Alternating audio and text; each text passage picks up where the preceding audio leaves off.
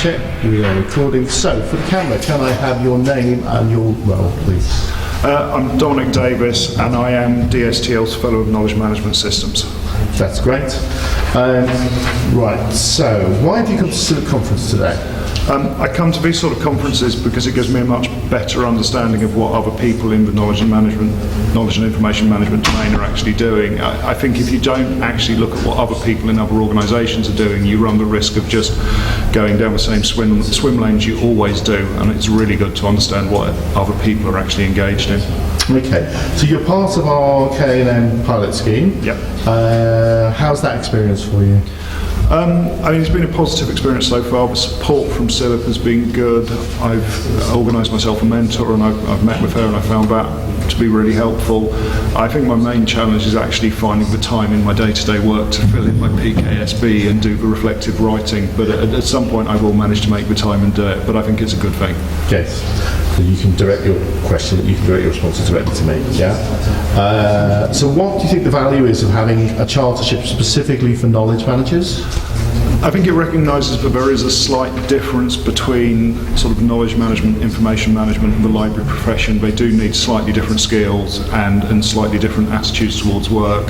I think it's really good because before the knowledge management chartership existed, I was finding it very hard to get any accreditation through CILIP because I have no formal education in library or information services. I've just been working in knowledge management for 18 years, and so I think that the fact that I can now get recognition is really quite pleasing to me. But it's lovely to have some letters behind your name, apart from the ones you may have elsewhere. Okay, so how do you think CILIP is as a home for knowledge management professionals? I think that it's got some really strong champions within the organisation. So I think Paul Corney and his work to actually sort of create the chartership scheme and to publicise the chartership scheme. I think that it will become a good home for knowledge management professionals in the UK and other parts of the world, but I think it's just growing at the moment. So I think it's a good thing that it's starting, but it has to keep going forwards and getting bigger. Okay, final question then. As a knowledge and information manager, what support would you like to see from CILIP for the profession?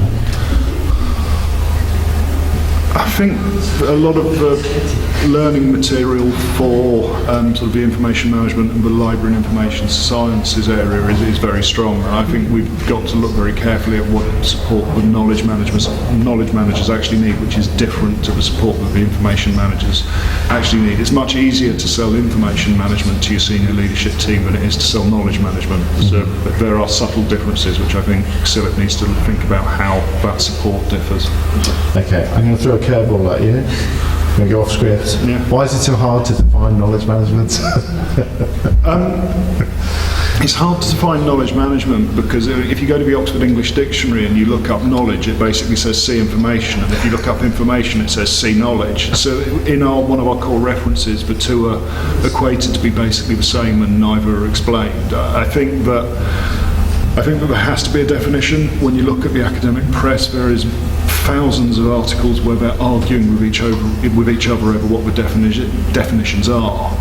We use a fairly simple definition because it's easy to say what's knowledge and information, and to us, information is something which is or can be made physical. So the recording of this is information because it's physical, it could be put on a storage system, it can be printed out, and knowledge always sits in an individual's heads, and to us knowledge is an individual trait, whereas information is electronic files, paper, physical content. Brilliant. Thanks very much. That was a hard one, wasn't it?